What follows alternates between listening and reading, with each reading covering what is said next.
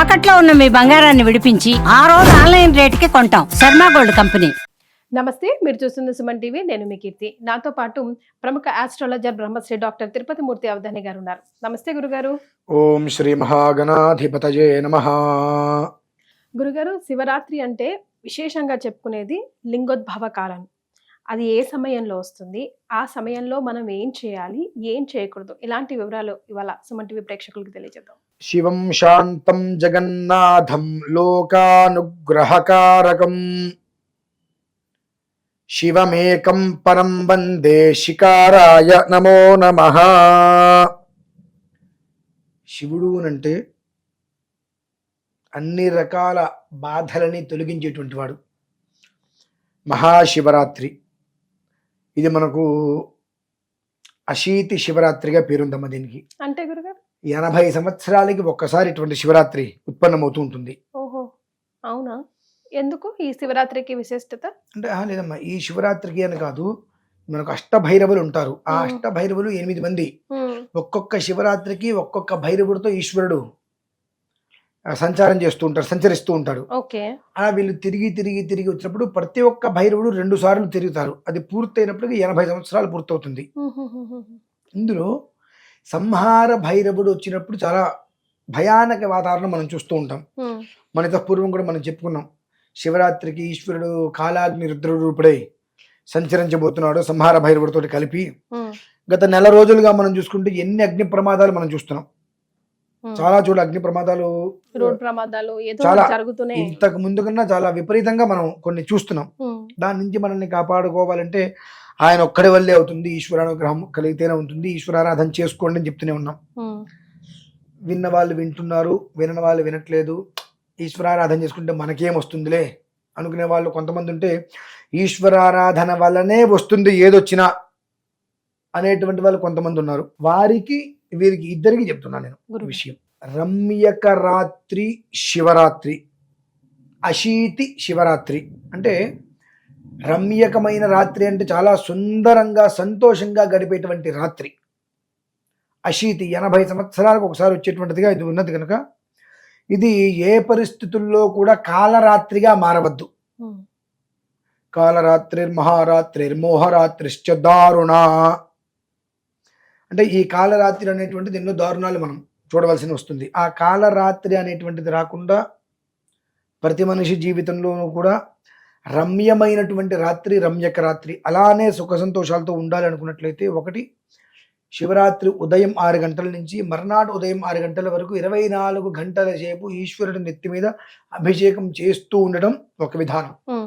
ఇకపోతే 2, సాయంత్రం 6 గంటల నుంచి ఉదయం 6 గంటల వరకు ఈశ్వరాభిషేకం చేయడం అనేటువంటి ఒక విధానం. ఏ ద్రవ్యాలతో చేయొచ్చు చెప్తాను, అన్ని వివరంగా చెప్తాను. ఇక 3, మనకు లింగోద్భవ కాలం ఉంటుందమ్మా. ఆ లింగోద్భవ కాల సమయంలో, లింగోద్భవం ఏదైతే ఉంటుందో 12 గంటల సమయం, ఆ సమయంలో మనకు మారేడు బిల్వాలు ఉంటాయమ్మా. ఆ మారేడు బిల్వాల్ని నీటిలో వేసి ఆ బిల్వోదకంతో అభిషేకం చేయటం వలన జన్మాభ్యాసాతు జన్మ ప్రభృతి ఏత క్షణ పర్యంతం. నేను 40 ఏళ్ళ క్రితం పుట్టా, మీరు 30 ఏళ్ళ క్రితం పుట్టుంటారు, ఆయన 25 ఏళ్ళ క్రితం పుట్టుంటారు. అక్కడి నుంచి ఇక్కడి వరకు మనకు తెలుసో తెలియకో అనేక రకాల పాపాల దోషాలు మనం ఏవైతే చేస్తుంటామో వాటిల్ని ఆ బిల్వోదకం ద్వారా శివుడి మీద నీళ్ళు ఎలా పడుతూ ఉంటే ఆ బిల్వాలు శివుని అంటుకుంటూ అలా జారిపోతూ ఉంటాయి. ఆ రకంగా అన్ని పాపాలు పోతాయండి. అది కొంత యోగం. 2, అదే లింగోద్భవ సమయంలో దీంతో పాటుగా ఒకవేళ అవకాశం ఉన్నట్లయితే వీలు చూసుకొని మోదుగు పుష్పాలతో అర్చన చేయమనండి. మోదుగు పుష్పాలు చిలక ముక్కులాగా ఉంటాయమ్మా, చాలా అద్భుతంగా ఉంటాయి. ఆ మోదుగు పుష్పాలు తెచ్చుకొని ఆ లింగోద్భవ కాల సమయంలో రుద్రాభిషేకం బిలవాలతో చేసిన తర్వాత చక్కగా నెయ్యి తీసుకొని, దేవానాం ఆద్యమాహారమత శాంతిం ప్రయచ్చమే. ఆ నేతితోటి అభిషేకము చేయటం వలన ఏం కలుగుతుంది? నైయగ్రోధ ఔదుంబర ఆశ్వత్థ ప్లాక్ష ఇతీర్థమో భవత్యేతే వై గంధర్వాప్సరసాంగృహాస్వ ఏవైనాను అన్నారు. అంటే మోదుగు పుష్పం తీసుకొని, మనకు రావి ఆకు ఉంటుంది, ఆ రావి ఆకుని ఇలా పట్టుకొని ఆ మోదుగు పుష్పంతో ఆ నెయ్యి తీసుకొని చక్కగా ఇట్లా ఆద్యం, అది నిండా నెయ్యి వస్తుంది, ఆ నెయ్యి తీసుకొని ఆ రావి ఆకు మీద పెట్టుకొని ఆ ఆకుని ఇలా మరుచుకొని ఆకు ద్వారా పట్టుకొని స్వామివారి మీద ఆ నేతిని అభిషేకం. ఓ ఆ చేసేటప్పుడు 38 శివసంకల్ప మంత్రాలు ఉంటాయమ్మా. 38 సార్లు ఆ శివసంకల్ప మంత్రాలు 10 నిమిషాలు పడుతుంది. మేము ఎవరైనా చదువుకోవచ్చు. ఎవరైనా చేయొచ్చమ్మా. అది ఓకే. చదువుకోవటం కాదు, చేయొచ్చు. అది విడిగా నార్మల్ గా ప్రతి సోమవారం చేసే విధానం ఒకటి ఉంది. అని ఆ రోజు నాడు చేసేటువంటిది 3 ప్రక్రియలు ఆ సమయంలో విశేషమైనటువంటి ఫలితాన్ని ఇస్తాయమ్మా. ఆ రావాకులో ఆ పుష్పంతో నెయ్యి తీసుకుని పెట్టుకొని దాన్ని మొత్తం అలా పట్టుకొని అలా స్వామివారి మీద అభిషేకించాలి. ఏ నేదం భూతం భువనం భవిష్యత్ పరిగృహీతం అమృతేన సర్వం ఏన యజ్ఞస్త్రాజతే సప్తహోతా తన్మే మనః శివ సంకల్పమస్తు. అంటే ఆ నేతితో అలా పట్టుకొని హృదయం దగ్గర పెట్టుకోండి. తన్మే మనః శివ సంకల్పమస్తు అన్నప్పుడు హృదయం దగ్గర పట్టుకొని ఆ నేతిని అలా స్వామివారి మీద అభిషేకించడం. మళ్ళీ ఆకు ఇలా తీసుకోవడం, మళ్ళీ తీసుకోవడం, మళ్ళీ పెట్టుకొని మళ్ళీ ఇలా పెట్టుకోవడం. ఏ నద్యౌ పృథివీ చ అంతరిక్షం చ ఏ పర్వతా ప్రదిశో దిశశ్చ తే నేదం జగద్వ్యాప్తం ప్రజానాం తన్మే మనః శివ సంకల్పమస్తు. అట్లా అవి 38, 39 ఉంటాయమ్మా. మనకి ఈ పేర్లన్నీ ఎక్కడ దొరుకుతాయి? నేను ఇస్తానమ్మా. ఇవి మంత్రం, ఇది ఎవరు చదవద్దు, వినండి, వింటూ చేయండి. మంత్రాన్ని చదివే అర్హతలు మనకు లేవు.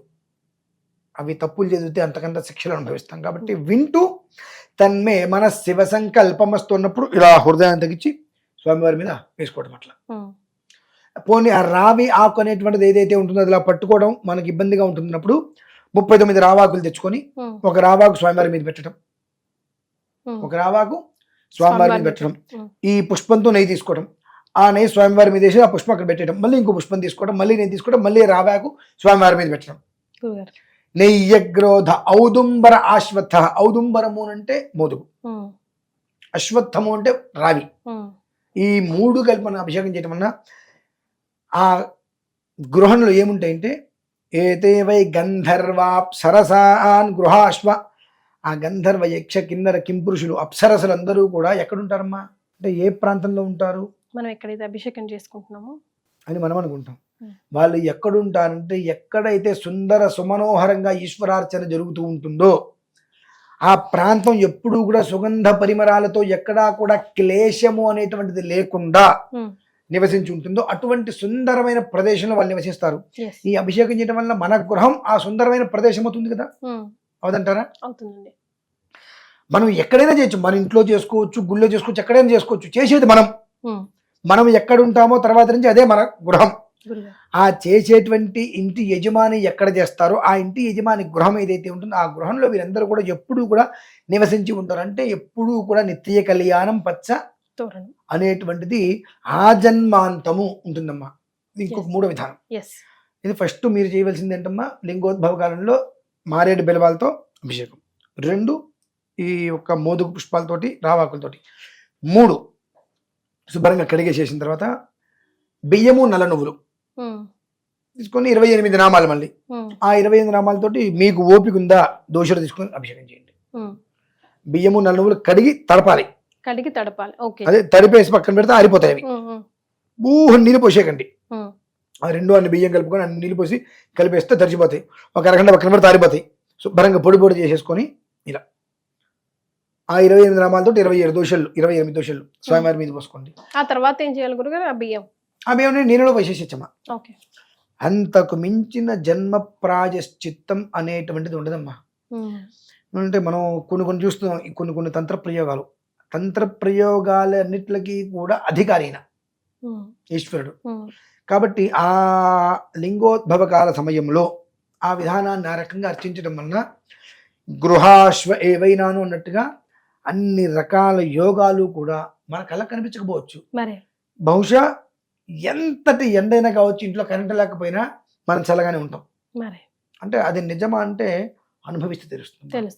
అటువంటి ఒక అభేద్యమైన యోగం భగవంతుడు ఇస్తాడు. అంటే 80 సంవత్సరాలు ఉంటే కాలచక్రం అమ్మా. 80 సంవత్సరాలు అంటే కాలచక్రం గిర్రమని తిరిగి వస్తుంటుంది అంటారు సార్. ఆ కాలచక్రంలో వచ్చింది ప్రభావం. ఇప్పుడు బియ్యంతో ఎందుకు చేయాలి?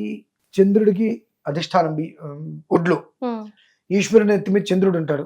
ఆ చంద్రుడి యొక్క అనుగ్రహం సరిగ్గా లేకపోతేనే మనకు కకావికరమైన ఆలోచనలు వస్తూ ఉంటాయి, మనసు స్థిమితం ఉండదు. 10 సార్లు ఒకటే విషయాన్ని 100 సార్లు అడుగుతూ ఉంటాం. అవతల వ్యక్తి మనకు చెప్పేంత వరకు మనం